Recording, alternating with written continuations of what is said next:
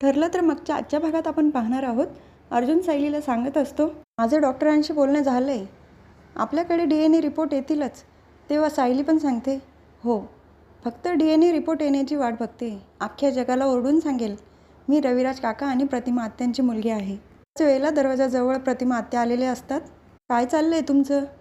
तर अर्जुन सायली दोघांनाही धक्का बसतो. प्रतिमा आत्याने काही ऐकलं तर नाही ना? पण प्रतिमा आत्यांनी खरंच काही ऐकलेलं नसतं. त्यामध्ये आल्यानंतर म्हणतात, सायली तू अजूनसुद्धा गप्पाच मारते, तुला आराम करायला सांगितलं होतं ना? बरं जाऊ दे, आधी हा ज्यूस पिऊन घ्या बरं दोघांनी. सायली जवळ बसून स्वतःच्या हाताने सायलीला ज्यूस पाजतात. आता हलगर्जीपणा करून चालणार नाही हा सायली, आता तुझी खूप काळजी घ्यावी लागेल. बरं, सायलीला पण खूप छान वाटत असतं, कारण प्रतिमा आत्या त्यांच्या हाताने तिला ज्यूस पाजत असतात.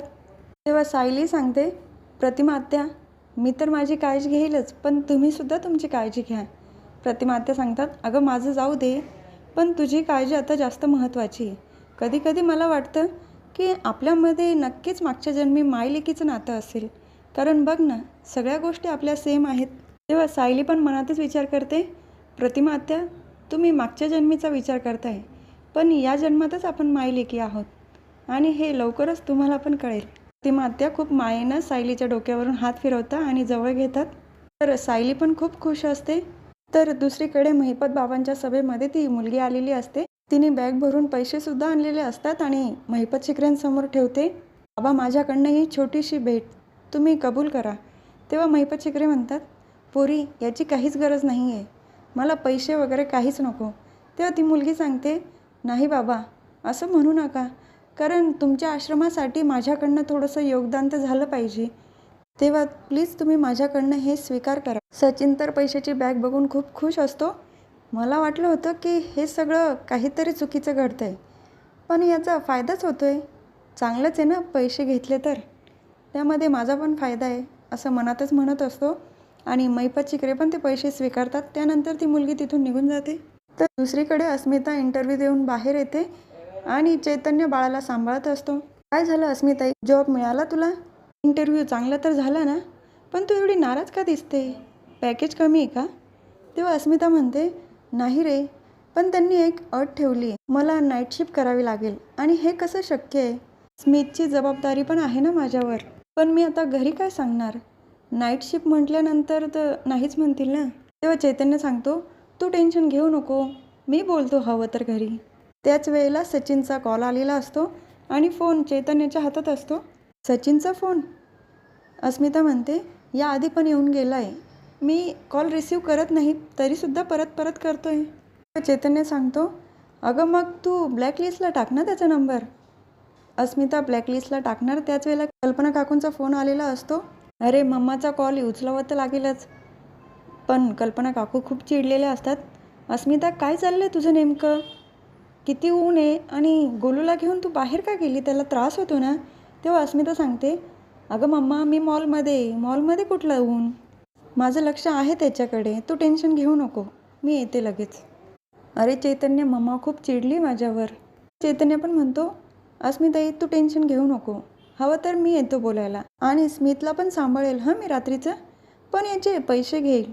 थोडी मस्करी करत अस्मिताशी बोलत असतो तिचा मूड चांगला होण्यासाठी. तर दुसरीकडे सायलीने बॅग खोलून तिचे फोटो काढलेले असतात लहानपणाचे. अर्जुन विचारतो, काय शोधते बायको? तेव्हा सायली म्हणते, माझे फोटो, त्यामधनं मला परत काही आठवतं की नाही ते बघते. तर तिच्या पायावरचं तुळशीपत्राची निशाण असते, तो फोटो तिला दिसतो. माझ्या पायावर सुद्धा अशीच तुळशीपत्राची निशाण आहे. बघते तेव्हा तिला आठवतं की तव्यावर पाय पडल्यामुळे तिला भाजलं होतं आणि चटका बसल्याचं सुद्धा निशाण असतो.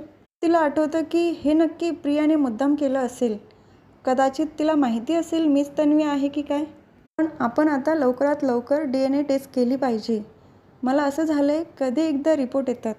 अजून पण विचारतो, पण तू रविराज काका आणि प्रतिमा आत्या असं का बोलते, आई बाबा का बोलत नाही?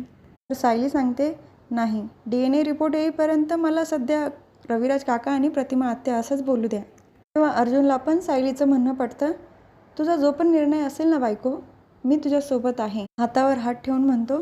तेव्हा सायली सांगते, पण आता आपल्याला हे सगळ्यांना कसं सांगायचं हा सुद्धा प्रश्न आहे. तेव्हा अर्जुन सांगतो, तू टेन्शन नको घेऊ बायको, मी आहे ना, मी सगळं मॅनेज करेल.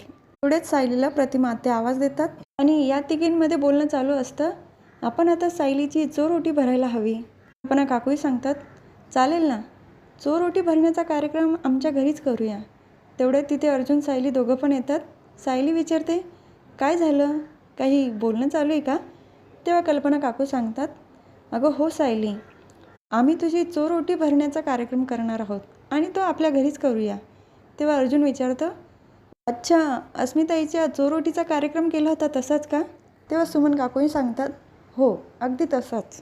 कल्पना काकू सांगतात, आपल्या घरी केला म्हणजे तिथे पूर्ण आई पण असतील आणि कार्यक्रम अगदी घरातल्या घरात करायचा आहे आणि तोही आजच. सायली तर खूप खुश असते आणि मनातच विचार करते, या सगळ्यांना माहितीसुद्धा नाही आहे की मीच यांची तन्वी, तरीसुद्धा माझ्यावर किती प्रेम करतात आणि जेव्हा यांना कळेल की मी तन्वी आहे, अगदी भरभरून प्रेम करतील. तिच्या डोळ्यांमध्ये सुद्धा आनंद दिसत असतो प्रेक्षकांना. तर दुसरीकडे सचिनने साक्षीला फोन केलेला असतो. ती अस्मिता माझा फोन रिसीव करत नाही आहे, काय केलं पाहिजे आता मी? तेव्हा साक्षी म्हणते, तू एक काम कर ना, तिला रस्त्यावरच गाठ, म्हणजे तुला बोलता तरी येईल. सचिन पण म्हणतो, हो ते तर मी करू शकतो, तिच्यावर लक्ष ठेवून रस्त्यात तिला भेटू शकतो. पण महिपत बाबांचं इथं वेगळंच चाललं आहे ना, बहुगुणी बाबांच्या नावाखाली सगळे माणसं गोळा करून बसले आणि ते माणसंसुद्धा बहुगुणी बाबांचा जय, महिपत बाबांचा जय जयकार करत आहे. साक्षी सांगते, पण तू या सगळ्याकडे लक्ष दे हां, आणि अण्णांच्या पैशाकडे सुद्धा लक्ष दे. तेव्हा सचिन पण सांगतो, तू इथलं अजिबात टेन्शन घेऊ नको साक्षी, माझं सगळीकडे लक्ष आहे. फोन ठेवल्यावर मनातच म्हणतो, आता साक्षीने स्वतःच सांगितलं आहे अण्णांच्या पैशाकडे लक्ष ठेवायला, ती सांगो अथवा ना सांगो, पण मी तर लक्ष ठेवून राहणार, कारण यामध्ये माझाच फायदा आहे. तर सुभेदारांच्या घरी सगळेच कामाला लागलेले असतात चोरोटीची तयारी करायला. पूर्ण घर फुलांच्या माळांनी सजवत असतात. तेव्हा अस्मिता सांगते, बरं झालं, या निमित्ताने तरी मला थोडं नटायला मिळेल. तेव्हा अर्जुन सांगतो, हां तू फक्त नटण्याचाच विचार कर, काही काम वगैरे असेल ते नको करू. आणि हो, आज फक्त नटण्याचा अधिकार माझ्या बायकोचाच आहे हां. अस्मिताची मस्करी करत असतो. अस्मिता सांगते, हो रे हो, तुझी बायको पण नटेल आणि मी पण नटेल. तर हे सगळं बोलणं सायली ऐकत असते आणि खूप खुश असते ती. तर तिला भूतकाळातल्या काही गोष्टी आठवायला लागतात. ती लहान असताना पण अशा गोष्टी घडलेल्या आहे, सगळे एकत्र जमलेले आहे, घराची सजावट चालू आहे आणि त्या गोष्टी आठवत असताना तिचं डोकं खूप दुखायला लागतं. ती डोक्याला हात लावून बसलेली असते आणि अर्जुनचं लक्ष जातं तिच्याकडे. तर हा भाग इथे संपतो. पुढील भागात बघायला मिळतं की चोरोटीची तयारी झालेली असते आणि सुमन काकू म्हणतात, मी तुम्हा सर्वांना आनंदाची बातमी सांगणार आहे, बघा कोण आलं आहे भेटायला. तेव्हा राकेश आलेला असतो. अस्मिता म्हणते, चला आता परत एका मामाची भर पडली. सगळे राकेशला बघून खूप खुश असतात. तेव्हा राकेश म्हणतो, तुम्ही सगळे मला बघून तर खूप खुश आहात, पण तुम्हाला माहीत नाही मी इथे काय काय करायला आलो आहे. तर हा भाग इथेच संपतो. उद्या पुन्हा भेटूया पुढच्या व्हिडिओमध्ये. तुम्हाला माझा आजचा व्हिडिओ आवडला असेल तर माझ्या व्हिडिओला लाईक, शेअर, सबस्क्राईब करा. प्रेक्षकांनो प्लीज बेल आयकॉन दाबायला विसरू नका. धन्यवाद.